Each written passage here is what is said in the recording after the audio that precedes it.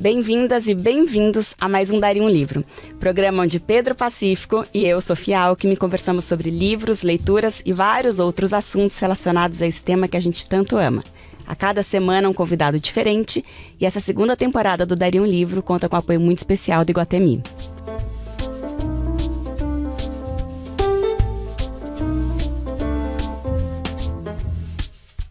E hoje a nossa convidada tem mais de 50 livros publicados. É isso mesmo que você está ouvindo. Eu publicando meu primeiro, eu tô quase morrendo aqui.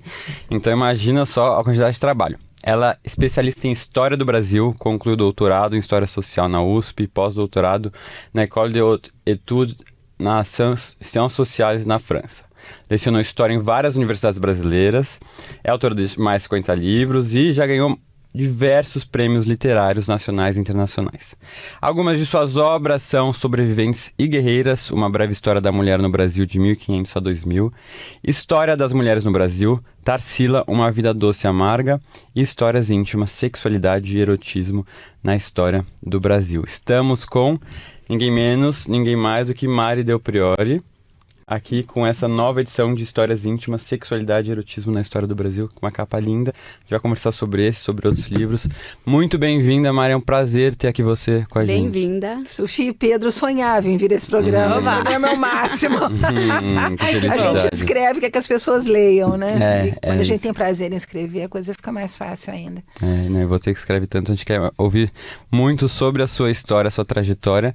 E queria começar o nosso papo de hoje com uma pergunta que eu faço para todo mundo que passa por aqui, que é o seguinte: como é que é a sua relação com os livros, como leitora, antes de escritora, né? Você cresceu lendo, foi algo que você passou a gostar mais pra frente? Conta pra gente. Melhores amigos de infância, tive uma infância, enfim, colégio de freira, semi-interna, chegava em casa, corria para a biblioteca, porque o livro para mim sempre foi uma janela para o mundo, uma forma de escapar justamente uma educação muito severa, muito conservadora, e nós tínhamos, isso é uma coisa acho importantíssima, essa possibilidade de ter livros ao alcance da mão.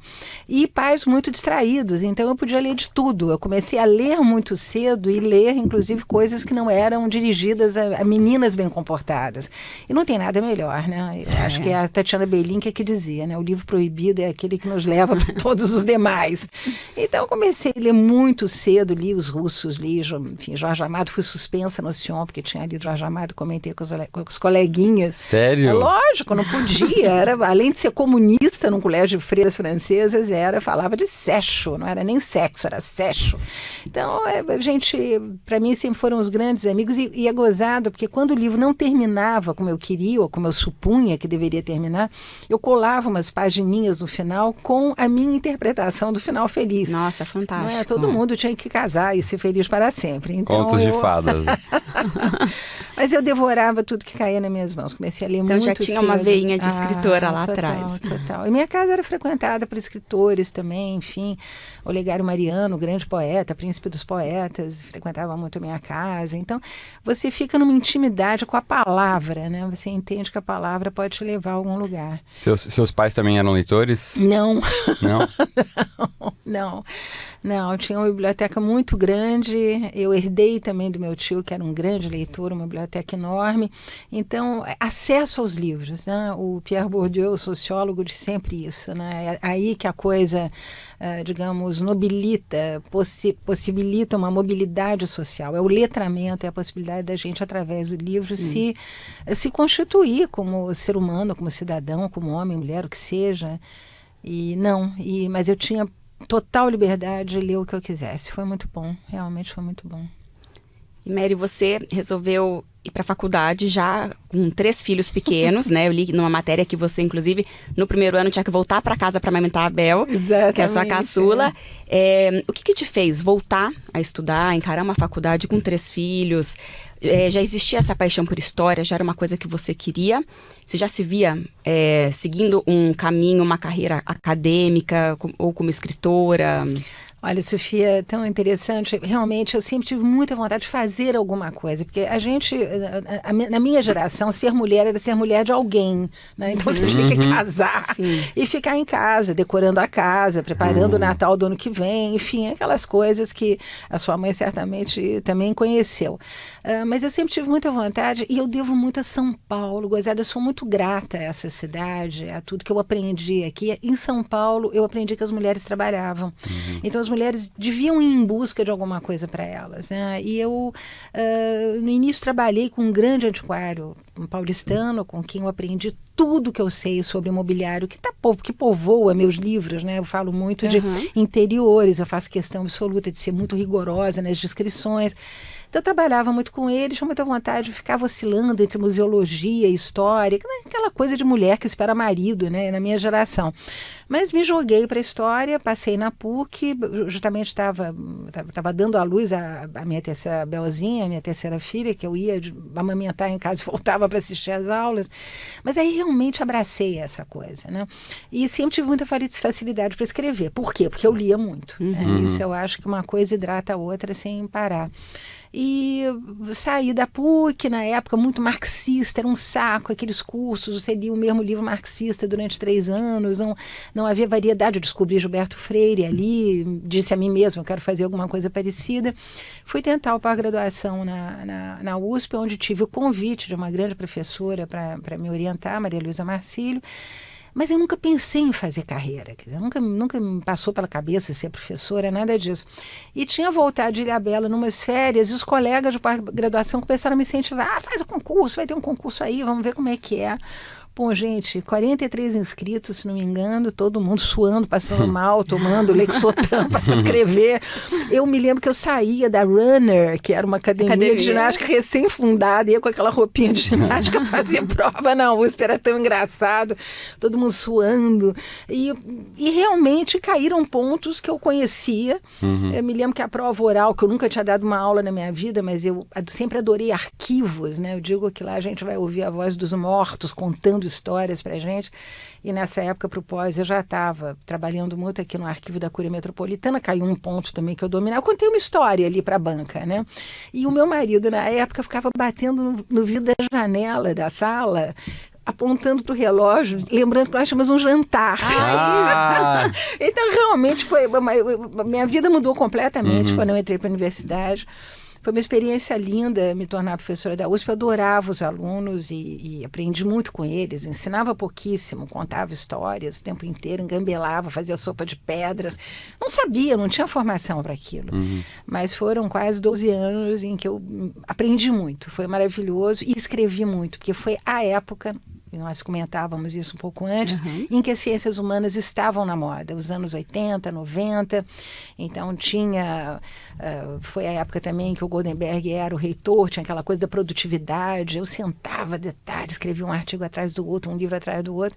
E foi assim. Tinha um espaço para produzir também, né? Muito, muito. Eu adorei, eu amo o que eu faço, me encontro na história, então... E você se encontrou na história, mas...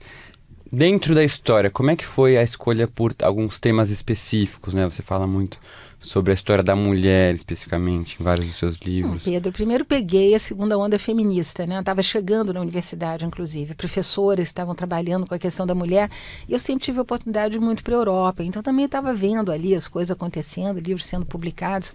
Lembro, aliás, para quem conhece, que a Michelle Perrot, na época, nem existia, eram as medievalistas que estavam trabalhando com história da mulher.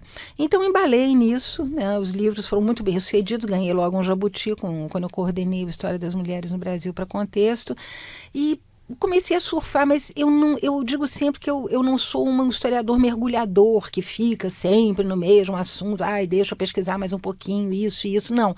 Eu sou uma surfista, eu gosto de ir de um assunto para o outro, e de onde vêm os assuntos? Eles vêm dos arquivos, quer dizer, eu encontro essas pessoas lá, né? Foi o caso do Príncipe Maldito, foi o caso do Diário da Condessa de Barral, que ninguém sabia, Zé Murilo procurava, feito um louco, ninguém achava, eu achei.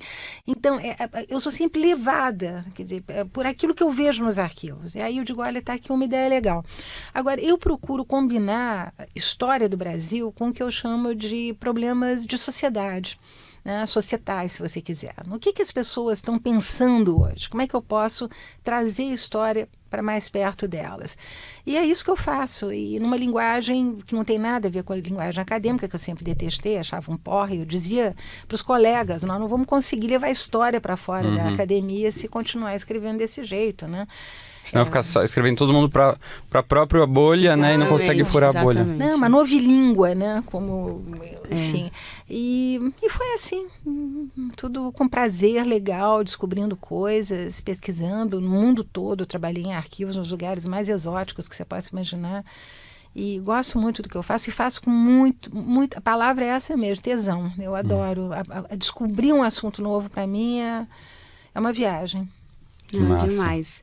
Mary, eu li um post no Instagram seu que eu fiquei assim encantada, salvei, achei o máximo e tal, e até copiei aqui para poder compartilhar com todo mundo que está assistindo a gente, que você faz, para mim foi quase que um manifesto enaltecendo o papel da história, né, como uma ferramenta de compreensão e transformação da sociedade. Eu vou ler aqui para todo mundo poder acompanhar também, porque eu achei muito incrível. A história é uma ferramenta poderosa para a compreensão do mundo e transformação da sociedade. Por isso, meu conselho é: sejam audaciosos em suas buscas pelo conhecimento. Leiam muito para expandir horizontes. Escrevam muito para expressarem suas ideias e perspectivas. Afastem-se dos maus espíritos que tentam desestimular e menosprezar seus esforços. E, acima de tudo, não tenham medo de nada. A história nos ensina que grandes mudanças começam com pequenas atitudes e que cada um de nós pode contribuir para a construção de um mundo mais justo e igualitário. Então vamos juntos dar voz aos silenciados, resgatar memórias esquecidas e recontar a história com coragem e ousadia. Eu achei assim incrível. E além de falar do papel da história, você cita a literatura também, né? Você ler e escrever também é um fator transformador, né? Você, como uma mulher que pesquisa muito, né, que usa fatos reais, tem espaço para ficção na sua vida como leitora? O tempo todo, leio o tempo todo, a noite é dedicada ao livro, quer dizer, eu fecho o computador às 5 horas. Eu moro numa chácara, então minha vida dá bom dia às galinhas. Ai, que delícia! Eu sou da vida do meu marido. Eu adoro. Venho ver os meus filhos uma vez por mês e tudo, mas moro realmente num lugar muito isolado e com muito pouco contato. Então eu acordo muito cedo, acordo com as galinhas, trabalho na parte da manhã, trabalho, aí de tarde eu leio sobre o que eu vou escrever, porque eu acho que a leitura fecunda o teu texto, quer dizer, o teu texto é fecundado, e eu digo sempre, essa caça às palavras, né, como usar o melhor para dizer da melhor maneira, mais compreensível, mas que não perca a poesia. Eu acho que história e poesia tem que se dar as mãos, sempre defendi isso. E acho de grande importância o conhecimento da literatura brasileira. Eu acho isso fundamental para a gente, inclusive fazer história, a ponto de já ter sugerido várias vezes em várias pós-graduações que haja uma cadeira de literatura dentro do curso de história. Eu fundamental, acho né? Mesmo no direito tinha que ter um direito de literatura, né? Eu acho que tinha que ter um semestre de literatura, então vamos percorrer, quer dizer, os grandes nomes ou não.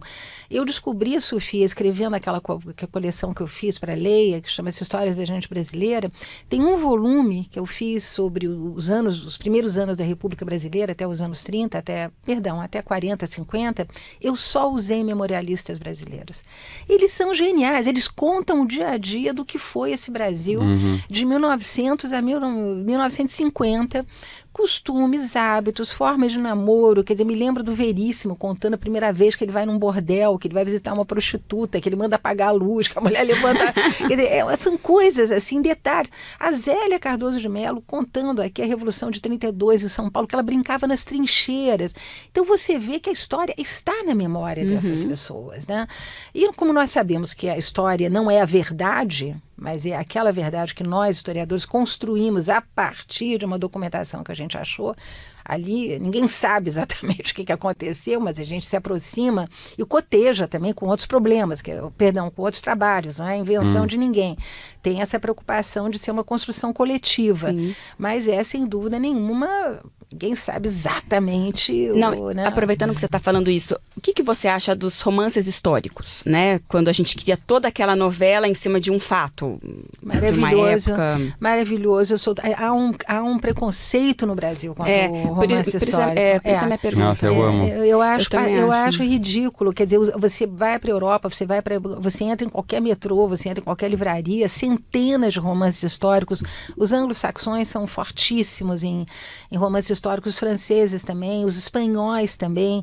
Então, eu acho que é um gênero que aqui no Brasil foi muito desprezado, inclusive pela universidade, a história, que então dizia, não deve ler isso, que bobagem, que porcaria, literatura também, que droga. Não, são maravilhosos, né?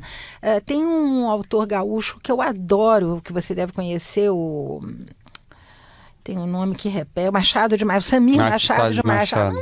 Máximo, né? Acabei de fazer uma entrevista com ele para o meu canal do YouTube, o Clube da História, que eu promovo quem faz história e, através da literatura também.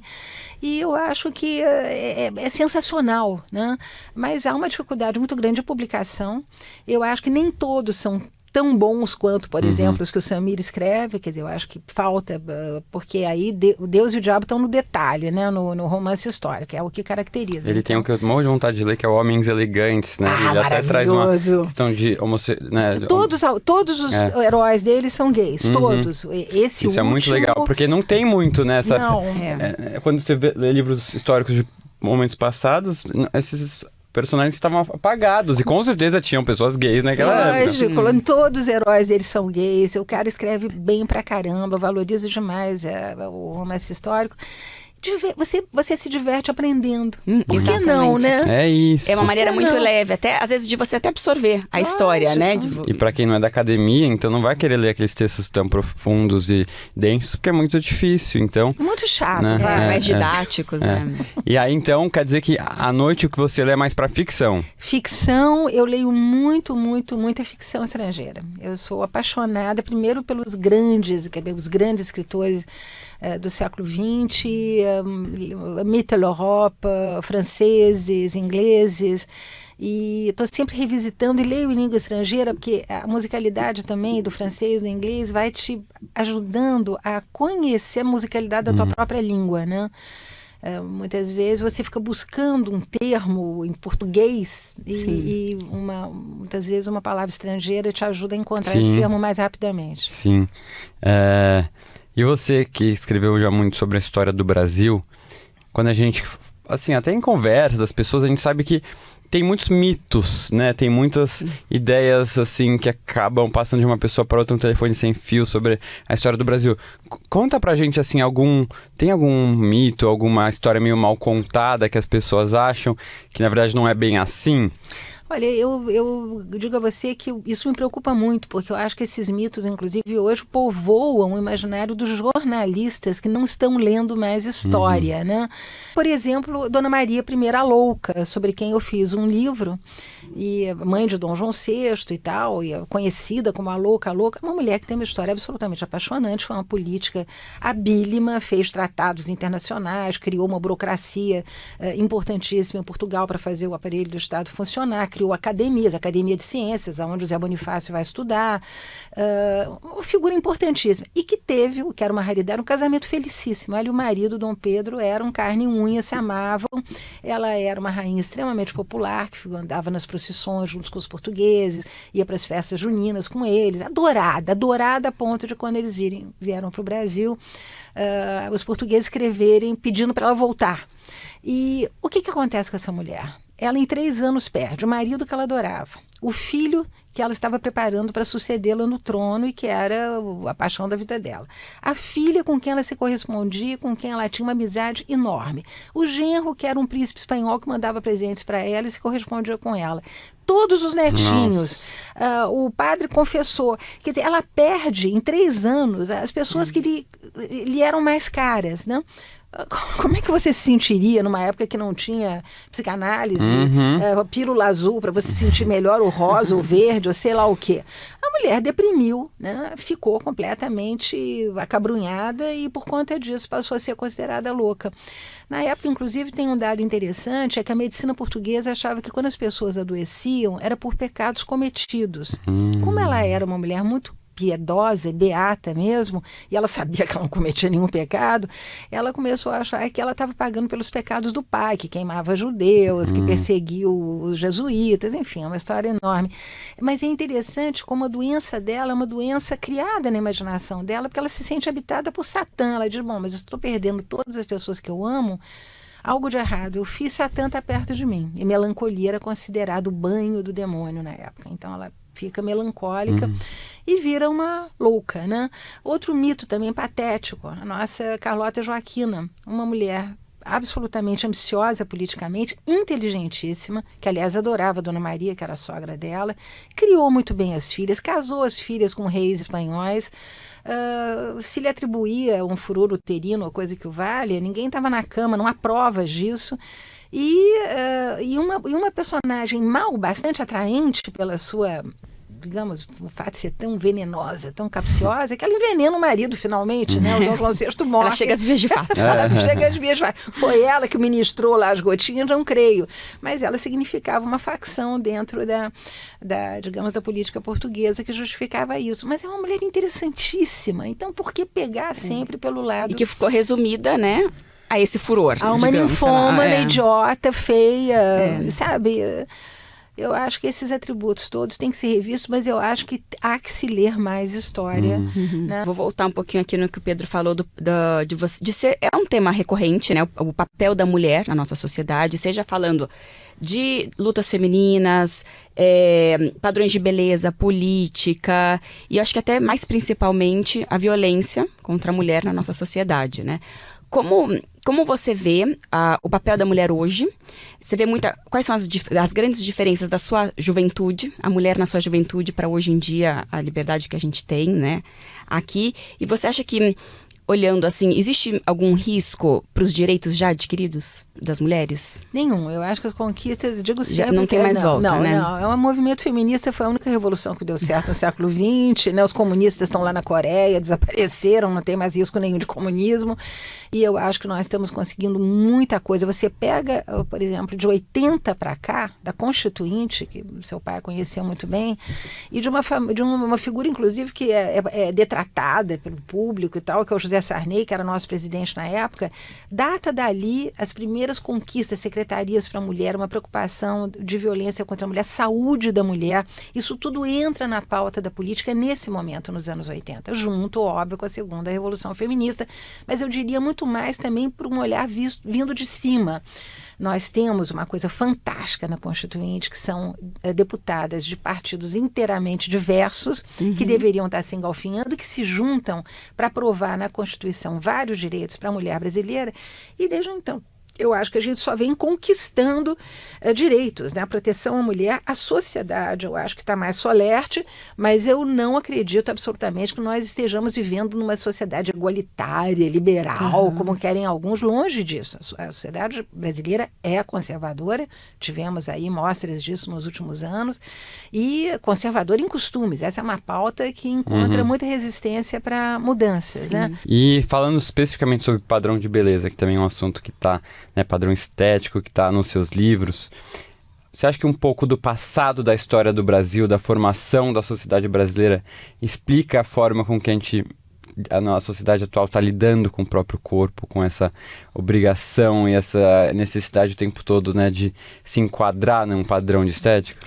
É interessante essa história do corpo, eu tenho vários livros sobre isso, mas o mais interessante é a gente perceber que a estética no século XIX, ela não era visível, ela tinha que ser descoberta. Uma mulher, tanto mais coberta ela estivesse, ela despertava mais mistérios ela despertava. Obviamente, as magrinhas eram as doentes, as tuberculosas, nunca só inspiravam compaixão, e é óbvio que a mulher tinha que ser bem fornida, mas caber dentro daquele corselet apertadíssimo, ter mãos finas, pés pequenos, há critérios de beleza, né?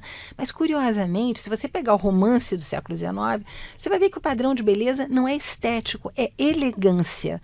Como a mulher está vestida, como ela porta um vestido, como ela dança uma valsa, como ela, com nojo, segura a mão de um homem, porque ela não pode segurar direto, e ela não pode apanhar a mão, ela tem que pousar os dedos. Então, os critérios eram completamente diferentes. O que muda, Pedro? muda a imagem.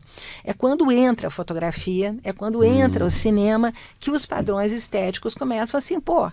E nós vamos ver isso, se você fizer a história da chegada do cinema no Brasil, os cabelos curtos, as saias mais curtas, a botinha, a mulher que tem que ser esportiva, né? Esse corpo de sílfide, a perda da gordura, o combate à gordura, a gordura igual à velhice.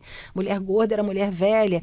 Quer dizer, o cinema vai conduzir a isso até a explosão daquelas louras demoníacas, dos anos 50, Marilyn Monroe, a grande loura, e outras que fazem as mulheres brasileiras aspirarem a ter peitos enormes, porque os americanos achavam o máximo, até a minha grande inimiga, que é a Barbie, né?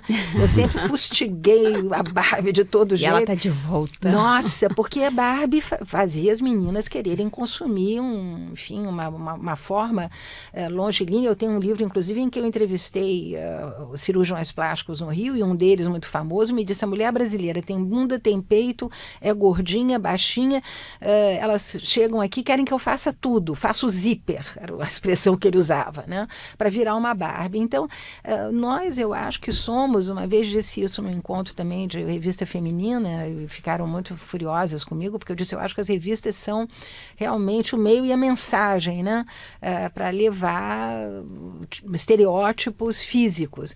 Estamos combatendo isso agora, né? As revistas femininas estão mudando. E isso vale até para os homens, né? Porque, inclusive, no livro você fala, assim, como o cinema americano também deu um estereótipo de homem, né? Que tem que ser o provedor, ele tem que ser o macho, né? Ele tem que ser o forte, Tarzan. Ele tem que ser Tarzan. Ele tem que ser o Tarzan, ele tem que ser o herói de guerra, ele tem que não pode falhar. Não, e hoje, quando se fala em violência, até disse isso outro dia numa entrevista, quer dizer, a gente esquece que os padrões masculinos também são construídos, né? Você pega os barões do café todos de barba, porque a pilosidade masculina tinha que aparecer, era sinal de virilidade. Desde isso, mas se você pega os filmes hoje, quem são os grandes heróis? São caras que estão com uma metralhadora na mão, bombados, todos tatuados, né? Carecas, quer dizer, o padrão é um padrão violento, quer dizer, esses homens são homens que inspiram medo, né? Eles não inspiram acolhimento, não é o príncipe, né? do Dalton Abbey, ou coisa que o valha, quer dizer, então a gente tem que ter muito cuidado, porque os homens também sofrem dessa modelagem cultural. Né? Aproveitando que eu citei agora o livro, vamos mostrar aqui: Histórias íntimas, sexualidade e erotismo na história do Brasil. Falando agora um pouquinho dele. Publicado pela Planeta. Aqui, publicado pela Planeta.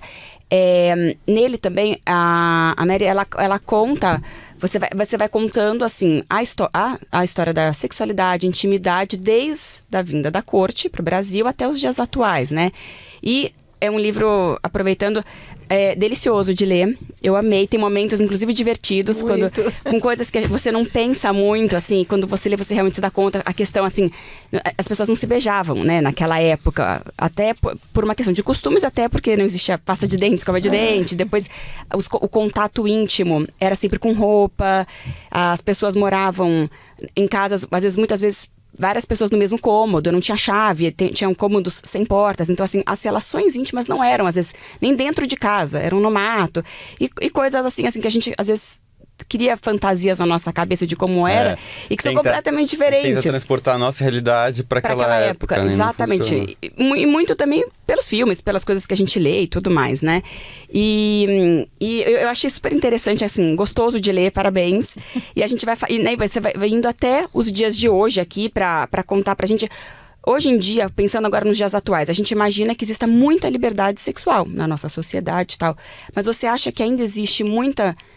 mesmo tendo toda essa liberdade, mas você acha que isso também é uma imagem? Ainda existe muita hipocrisia, muito conservadorismo na nossa sociedade? Pois é, o livro ele caminha mais ou menos nessa direção, com muito bom humor, né? Eu procuro contar histórias bem engraçadas, picantes, divertidas e tudo, mas o que eu procuro mostrar é que nós sempre, quer dizer, desde o Renascimento, nós estamos aí sobre uma placa de chumbo de conservadorismo. Quer dizer, a igreja teve um papel muito forte, a medicina teve um papel muito forte, a mulher era uma portadora de ovos até disponíveis descobrirem ovulação no século XIX, então a única função dela era ser mãe. A mulher demorou-se para descobrir que a mulher também podia ter prazer, né? Exato. Coisas que achavam que não. Quer dizer, até uma descoberta do século XX, né? Graças aos manuais de casamento, porque as mulheres tinham tanto medo de fazer sexo, elas sabiam que elas iam engravidar e elas eram procuradas, porque isso era orientação médica, que os maridos procurassem apenas o momento da ovulação, e são os manuais de casamento que vão ensinar as mulheres a ter prazer junto,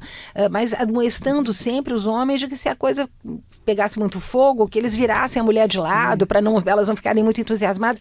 O homem sempre nesse papel de professor, ensinando, ele tem que ser o iniciador. Então, uma placa de uma perseguição aos gays. Eu lembro aqui que o primeiro mártir gay no Brasil foi um índio que explodiram na boca de um canhão no século XVI. A perseguição vem desde aquela época, já a Inquisição perseguiu os sodomitas.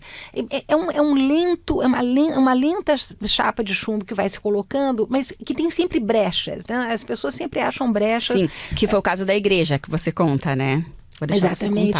Os próprios padres, né, que seduziam mulheres com palavras ditas atrás do confessionário, raminhos perfumados na boca e coisas que tais. Enfim, são realmente histórias muito gostosas, muito interessantes, mas que vão mostrando o quê? Que nós vamos construindo uma espécie de comportamento hipócrita, onde dentro de casa nada se pode com a mulher, a não ser fazer filhos, e fora de casa com uma outra mulher, se pode tudo, é lá que se vai ter prazer, né? Seja a concubina, seja a amásia, sejam os prostíbulos que vão ficando cada vez mais sofisticados no século XIX, sobretudo. Então cria-se essa bipolaridade e eu tenho a impressão que isso é ainda hoje, né? E sobretudo graças a, enfim, certas igrejas que são, eu me lembro sempre da filha da Baby Consuelo, que fazia uma diferença entre cachorros e princesas. Então certas igrejas que acham que todas as mulheres têm que ser princesas e, portanto, tem que se enquadrar nesse padrão de sexualidade que obviamente, fica muito, eu diria, tem sofrido muitos cutucões por parte de todas as imagens que nós recebemos desse mundo moderno. Hoje são casais a três, hoje pode tudo, hoje...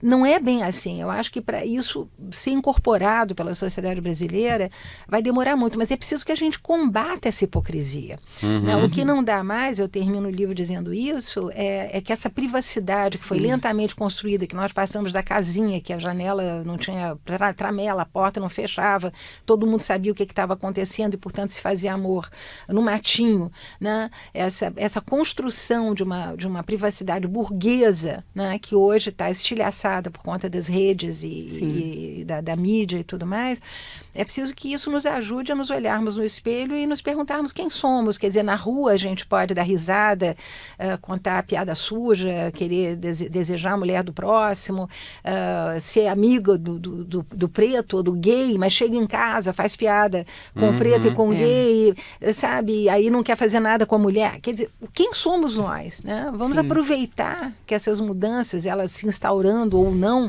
que elas nos convidem a encontrar uma personalidade mais coerente. É a famosa hipocrisia da família tradicional brasileira, né? Da gente do bem. Família linda, né? Só no repórter-retrato, porque o pai tá lá saindo com a amante, né? Não trata mal a mãe, né? Não... Tem isso muito ainda.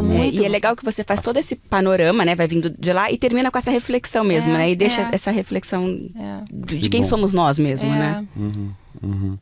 E falando até de um outro livro também que você lançou recentemente, que foi a biografia da Tarsila do Amaral, que é uma das mais importantes artistas brasileiras, com obras no mundo todo até hoje. Como é que foi essa experiência, né? Aqui, por exemplo, nesse livro, em outros livros que você comentou aqui, são histórias gerais, mas né? Não focando só num personagem. Eu sei também que você escreveu outros. Mas como é que foi a experiência de estudar Tarsila do Amaral, de se aprofundar na sua vida? E o que você pode contar um pouquinho assim para quem tem interesse ou para quem ainda não leu o livro e tem vontade, quem a pessoa vai encontrar lá, né? Quem era a Tarsila do Amaral? Ela já contou um pouquinho pra gente antes e a gente tem muita coisa que a gente não sabia. Olha, Pedro, Tarsila é o oposto da pintura dela, quer dizer, todas aquelas cores naif, suaves, casinhas, paisagens, crianças, tudo que a gente vê na pintura dela, a vida dela foi o oposto. A Tarsila, a gente esquece, ela nasce 2 anos antes da abolição da escravidão. Ela nasce em 86, século passado. passado. Ela é uma mulher do século XIX, né? E tendo tido uma educação muito religiosa, que, a meu ver, é o que vai salvá-la. Porque ela tem uma vida que nem Asmodeu comendo pão ia ficar contente. É o pão que o diabo amassou. Ela casa-se num casamento arranjado, que era muito comum naquela época, sobretudo no interior de São Paulo. O pai dela nem era nenhum ricaço, era um agricultor. Enfim, ali tinha algumas fazendolas, mas nada demais. Casa-se num casamento arranjado com um primo que a abandona pela cunhada com menos de um ano de casado, deixando a Tarsila com a filha dela nos braços. Depois ela vai encontrar o Oswald bem mais velho, ela vai ver uma vida de solteirona. Não sei se quem está aí nos ouvindo sabe o que é ser uma solteirona na Primeira República. Não podia sair, era uma vergonha para a família ela ter sido abandonada. E ela, portanto, vai estudar pintura, ali aulinhas que eram dadas para mulheres, essa coisa, escolinha para mulher, pintor para mulher, entendeu? Paisagem, um cobrezinho aqui, só outro pra se ali. Ocupar, aquela coisa. Para se ocupar. E até um momento em que ela conhece a Anita Malfatti, que, a meu ver, é o grande gatilho para mudar a vida dela, que a faz ir estudar em Paris, onde ela continua em escolinhas para mulheres. Mas quando ela volta, ela encontra o Oswald. Ela é uma mulher de 36 anos, madura, não tinha vivido a sua sexualidade, vai se apaixonar pelo Oswald, que era um danado, né, e já tinha uma ficha corrida horrorosa com as mulheres, e vai se tornar essa figura que todo mundo conhece. Eles ficam juntos, se não me engano, 5 ou 6 anos. A gente vê ali como a relação é complicada, porque enquanto eles têm que esconder a relação, porque ela ainda é uma mulher, na época não tinha divórcio nem desquite, né? Ela tinha sido abandonada, ela está inclusive com um processo de anulação em Roma do casamento dela. Eles têm que esconder a relação. Enquanto tudo era escondido, tudo ia bem. Do momento que eles ficam noivos, ele passa a dar a ela um tratamento horroroso, e dá ordens de que ela não cometa gafes, de que ela venha bem vestida da Europa para o Brasil. E é essa Tarsila que as pessoas conhecem, né? Aquele vestido vermelho do Jean Patou, uma mulher que está florescendo, né? Ela está apaixonada, ela está, sabe, tá tendo relações sexuais, que ela não sabia o que era isso há muito tempo, enfim. E essa mulher vai tomar um outro golpe, porque ele vai se apaixonar. Não só eles vão perder todo o dinheiro no crack de 29, mas ele vai se apaixonar pela Pagu, que essa é uma figura maravilhosa, bem mais jovem do que ela. A Pagu tinha 17 anos, ela já tinha 30, quase 40 anos. Ela sai dessa relação muito machucada e vai se apaixonar pelo Osório César, que foi um psicanalista absolutamente revolucionário, comunista. Eles vão juntos para a União Soviética, na época, proibidíssimo. Estamos aí na ditadura de Getúlio. Quando chegam, ela é presa.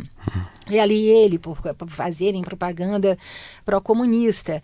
Ela fica uivando dentro da cadeia durante 2 meses. O pai dela não ajuda ela a sair, porque na família já há um preconceito enorme contra a vida que a Tarsila leva. Como é que uma mulher pode ter 3 homens na sua vida, ser pintora? Ninguém sabia muito bem o que era aquilo. Os quadros dela não faziam tanto sucesso quanto fazem hoje. Mas ela teve sucesso em vida? Não, em vida não. Não? Eu digo sempre que se não fosse Araci Amaral, a Tarsila continuaria uma ilustre, desconhecida. Araci Amaral desencavou, ela e o Bardi desencavaram a Tarsila nos anos 70, né? Porque mesmo as exposições, quando ela inaugura o Museu de Arte Moderna do Rio de Janeiro, que nem era mesmo um museu... durante a semana não, ela nem estava aqui, ela não estava aqui, não tava nada. Aqui, ela diz que ela vai se descobrir modernista depois. Eu achei que ela fez parte do movimento. Não. Por causa da Anitta. Exatamente. Por causa da a Anitta é o grande, Sim. sabe, o grande fator. Ela e o Mário de Andrade, uma figura maravilhosa. Mas, enfim, gente, ela tem uma vida terrível. Ela depois vai se apaixonar. Ela está sempre com homens bem mais jovens do que ela. Hoje o Oswald era mais jovem, 4 anos. O psicanalista era 6 ou 8 anos mais jovem do que ela. E ela vai se apaixonar por um rapaz que é 25 anos mais jovem do que ela. Ela já é uma senhorinha. As fotos dela realmente parece uma professorinha assim, primária, com uma camisinha abotoada tem em cima. Eles vão viver juntos porque ele também está sofrendo muito no governo Vargas. Ele é considerado comunista, mas como no governo Vargas todo mundo que era comunista acabou trabalhando dentro do governo, ele consegue um emprego graças, enfim, acho que foi a Carlos Drummond que arranjava emprego para todo mundo, e ele depois a deixa. É o 4º abandono da Tarsila por uma prima da Tarsila que tem 25 anos. Como se não bastasse esses abandonos todos e essa eterna, eu digo que é o discurso da submissão feminina. A Tarsila foi criada com, digamos, um ditado que existia na época que dizia: nada por prazer, tudo por dever, todo dever com prazer. Quer dizer, aquela imagem da submissão mais absoluta. Ela toma um pé atrás do outro, ela não reage. A filha dela morre de diabetes, que é a única pessoa que cuidava dela. Ela perde uma netinha que ela adorava, afogada num episódio lá em Petrópolis, horroroso. A menina campeã de natação vai salvar uma amiguinha, se afoga e morre. Ela fica sozinha e ela vai fazer uma operação de coluna e ela fica paralítica numa cama. E aí, o que é bonito nessa história da Tarsila, né, e que a gente, vivendo num mundo laico, como esse que nós vivemos nas grandes cidades, a gente esquece o papel da religião. A Tarsila é uma mulher que vai recuperar nessa formação religiosa que ela teve no Colégio Sion, nos colégios que ela estudou de freiras, ela vai recuperar essa fé incrível, que eu acho que deve tê-la conduzida a vida toda. E ela então se volta para o Espiritismo e para a Igreja Católica. E ela troca então correspondência com Chico Xavier, que vai vê-la, ela oferece quadros. Quanta coisa que a gente não sabia. E os padres que vão rezar na casa dela, a pintura dela já havia decaído muito, porque é casada com Luiz Martins, ela não faz mais nada que preste. E é uma história que não é um vestido vermelho numa boca vermelha, entende? É uma mulher sofridíssima, extremamente humilhada várias vezes, mas humilhada mesmo, abandonada pela família, pela sociedade que não suportava o conservadorismo da grande sociedade paulista, que jamais admitiria uma desquitada, uma divorciada, alguém que tivesse uma carreira como a dela. E abandonada, inclusive, pelos artistas, porque ela no final fica muito sozinha, sabe? Só no final Araci faz um almoço num buffet lá em Higienópolis, e aí o Menotti Del Pique aparece, o de Cavalcante aparece. Pelo que você fala, parece que, né, a impressão, ela era uma mulher muito à frente do seu tempo, que sofreu muito por conta de uma sociedade machista. Eu discordo. É? Não, eu evito fazer essa leitura. Ela não era uma mulher à frente do seu tempo. Ao contrário, ela era uma mulher do seu tempo, ou seja, do século XIX. Porque ela aceita tudo isso. Ela aceita e sofre, e aceita e vem outra. E ela aceita e ela vai buscar na fé a remisão desse sofrimento total dela. Porque a imagem que a gente tinha era dessa mulher empoderada, né? Que fez, que revolucionou. Mas esses são os tais que tinha coragem de ter estereótipos. Que tinha coragem de ter tido vários relacionamentos. Essa coragem ela teve, mas eu diria muito mais por carência, porque ela tem que fazer aquele papel da mulher, de alguém, como eu digo, você tem que ser mulher de alguém, você não pode ser uma mulher, entendeu? É totalmente diferente de hoje uma mulher que escolhe os seus parceiros, quantos quiser, do jeito que quiser. É outra coisa. Mas será que ela não queria isso? Ou ela queria, mas não podia por causa da época?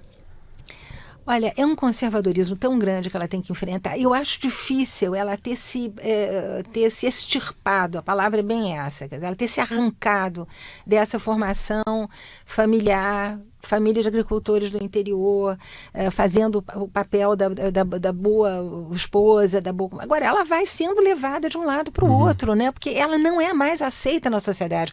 Quando ela vai viver com Osório César, que já é um pedido de socorro, tomou um pé na bunda do Oswald, o Osório César depois diz, ele fala do esforço que ela faz, porque ele é comunista, ele vai para aquelas reuniões sindicais, ela faz um esforço de se aproximar daquilo, mas também não é a dela.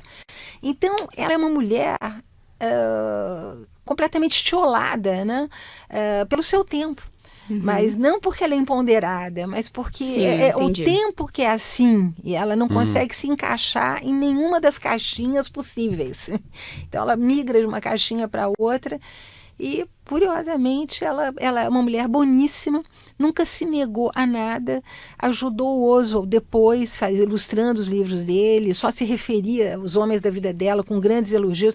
Ela ajuda o Luiz Martins, que vai abandoná-la, ela já tem 60 anos, a ir viver com a grande escritora Ana Maria Martins, né? Incentivando a família a aceitar o Luiz Martins, que tudo bem, é um cara que tinha vivido com ela, mas é um cara bom, não tem dinheiro, mas é bom, entendeu? E a Ana Luísa também, que era uma jovenzinha viúva, a não deixar de ser feliz, é ela que diz isso para Ana Luísa.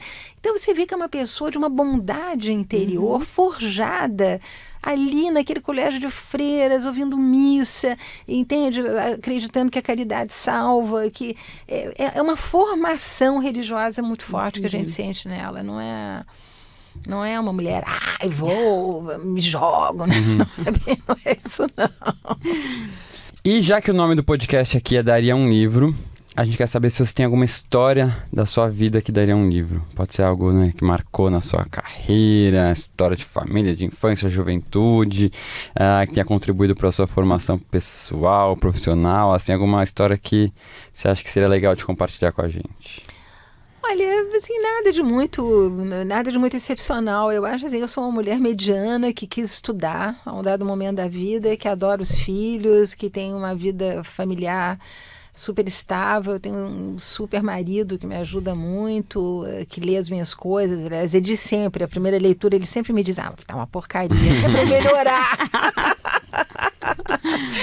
Mas ele foi um grande incentivador e eu acho que é possível fazer escolhas serenas, sabe? Eu acho que é possível você caminhar no equilíbrio. Acho que apesar de todas as transformações, de todas as dificuldades que a gente vem acompanhando o Brasil passar, essa enorme desigualdade que a gente vive, eu como professora sempre tomei muito a peito, e o Clube da História é um canal para incentivar e divulgar o trabalho dos alunos. Eu não preciso, eu digo sempre, não é para mim, é para as pessoas que precisam divulgar os seus trabalhos.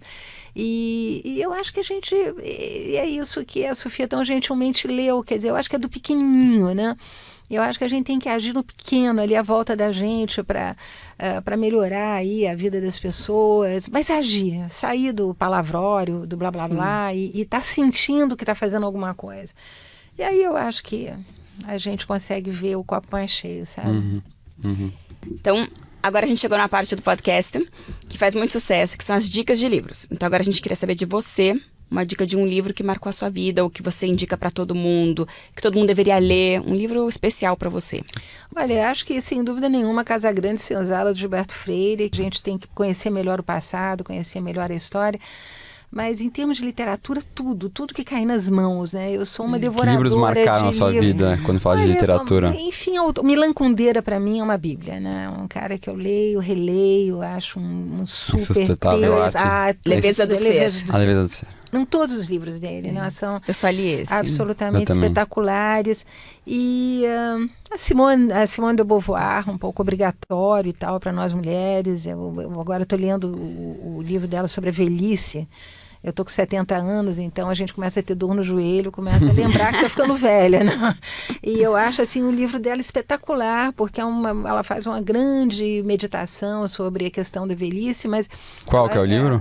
Chama-se Histoire de la Vieillesse, uma coisa assim, estou lendo no francês. Mas o incrível dela é quando ela trata realmente do desaparecimento do Sartre velho na Cerimônia do Adeus, que é um livro também muito impactante. Mas eu gosto muito dos regionalistas brasileiros e, enfim, Bernardo Ellis, eu acho um craque, um monstro, né? Zé Liz do Rego, que as pessoas deixaram de ler, mas eu lembro que a trilogia dele, que começa com Menino de Engenho e termina em... agora esqueci o nome desse último livro. É gozado, a gente fala tanto aí de homofobia. Imaginar que esse cara, naquela época, escreveu as primeiras páginas desse livro são sobre um gay, né, em Pernambuco, nesse ambiente de cana, de corte de cana, de engenhos completamente abandonados. São as páginas mais bonitas, mais leves, chama-se Usina. São as páginas mais bonitas, mais tocantes, mais delicadas. Eu acho esse tema tratado com uma qualidade literária espetacular. Então, eu acho que nós temos que voltar aos clássicos. Eu sei que está saindo muita coisa e que os jovens editoras publicando horrores, mas eu acho que a gente tem que voltar aos mestres, sabe? Ler sempre, reler sempre essas grandes figuras da literatura brasileira que estão completamente esquecidas, né? Exato. Fazer sempre um equilíbrio, né, entre o que tem de novo sendo produzido, mas também não deixar de lado muita coisa que boa foi produzida, que conta a história também da nossa sociedade, da nossa formação. A Nélida Pinhon é que se queixava, né? Ela dizia que as pessoas vão atrás da novidade, daquilo assim que está sendo resenhado recentemente, mas esquecem que isso tudo vem de algum lugar, e esse algum lugar tem que ser conhecido. Ela até o final da vida se queixou muito disso, né? Agora a gente vai para o ping-pong literário, que a gente vai fazer perguntas pontuais e breves, e a ideia é você fazer respostas pontuais e breves também, tá? Começar? Pode começar. Uma inspiração da história para você. Chover no Molhado, Gilberto Freire. Um livro que você gostaria de ter escrito? É Sustentável Leveza do Ser. Uma grande inspiração na sua vida? Eu tive tantas, então eu sou grata a tanta gente, a lista é longa. Ai, que bom. Você abandona uma leitura que não tá muito boa? Nunca, vou até o fim. Ai, que nem eu. Um bom filme ou série que você assistiu recentemente? Downton Abbey. Livro físico ou e-book? Físico sempre, com cheirinho e tudo. Uma comida que você ama? As feitas em casa. Grandes autores usaram pseudônimos. Qual seria o seu? Eu pegaria um nome masculino, não sei muito bem qual. Mas, Seria de homem. Seria de homem. Seu gênero literário favorito? Ficção. O que você está lendo agora? História da velhice. E qual será a sua próxima leitura? Preciso ver. Então a gente pode te ajudar nessa, eu acho. Vamos lá. Agora a gente chega no momento que tem todo o episódio, que é o momento que você ganha um presentinho. Eba! Um livro que a gente escolheu. Vamos ver, você abriu, acho que você vai gostar. É um livro que eu li um livro da autora esse ano, que foi um dos meus favoritos desse ano. E eu tô doido pra ler esse livro, então lerei esse ano e acho que você vai gostar. Abre aí que eu vou te contar um pouquinho sobre ele. Se você não sei se você já conhece. Eliana Alves Cruz. Conheço Eliana, mas não li esse livro. Ó, esse livro ele é muito legal. Por quê? Pra quem não conhece, é o Nada Digo de Ti que em Ti Não Veja. Eu li o Água de Barrela dela, que é maravilhoso. Ela faz também um romance um pouco histórico, a partir de história de mulheres da vida dela, né? Então, mulheres da linha, né, bisavó, e a partir também ela pega a árvore genealógica e vai tentando reconstruir a história por meio de ficção do que não se tem documentado e também por meio de memórias de quem ainda pôde escrever ou pôde falar. E é muito interessante porque eu vou ler aqui a sinopse porque eu acho que vale a pena. Uma cidade com milícia, racismo, fake news, delação premiada, conservadorismo, fanatismo religioso e ruas sujas. Parece 2020, mas esse é o Rio de Janeiro de 1732. Ano no qual está ambientado o romance histórico Nada Digo de Ti, Quem Te Não Veja. Terceiro de Eliana Alves Cruz e o primeiro da autora premiada pela Palas Editora. A narrativa é eletrizante. Entre as temáticas, salta aos olhos a transexualidade, raras vezes presente em uma trama de época, e as fake news estão em voga, através de cartas anônimas que ameaçam revelar alguns dos segredos mais bem guardados dos integrantes das duas famílias ricas que se cruzam nas 200 páginas do título. Nada Digo de Ti, que não te veja, também, como adiantou Elisa Lucinda na apresentação, a história de um amor impossível, forte e verdadeiro. Então é um romance histórico que vai, no século XVIII, trazer temas que não estão tão presentes em romances de época, né? Mas estão presentes em memórias de trans muito legais que vêm sendo publicadas. Eu já trabalhei muito com isso e acho espetacular eles contando enfim, ali também vidas muito difíceis, né? E que nos ajuda, volto a dizer, temos que conviver com essas transformações e respeitar essas pessoas com a maior dignidade possível. É isso. Espero Legal. que você goste, então. Lógico que eu vou gostar. Presente de vocês, vou gostar, sim. Muito obrigado, Mary, pela conversa. Foi muito bom. Adorei. É impressionante o que você tem de conteúdo. Imagina tantos livros publicados, tanto estudo. Isso que Aqui você fala. a gente já pode aprender um monte de coisa hoje. E eu acho que o que você falou de ir atrás de arquivos deve ser muito legal, né? Que Gente, você já é deve só ter prazer. encontrado Só alegria. nessas Não, e não tem fim, né? Porque eu acho Não que tem fim. Eu tenho um historiador que eu adoro, que diz muito isso, né? Que nos arquivos a gente ouve a voz dos mortos. E eu acho que é isso aí. Essa voz é encantadora. Sim. É isso. Queria fazer aqui um agradecimento especial ao Estúdios Guatemi Daily, toda a equipe e produção Arara e edição Space House e também a assistência da Catarina Matavelli. Obrigada, Mary. Eu que a agradeço, gente adorou. gente. Vamos Que ler, delícia. Vamos E ler. vocês também que estão acompanhando a gente, ouvindo ou assistindo a gente aqui no Daria um Livro. Semana que vem tem mais, toda terça-feira um episódio novo. É isso, até a próxima.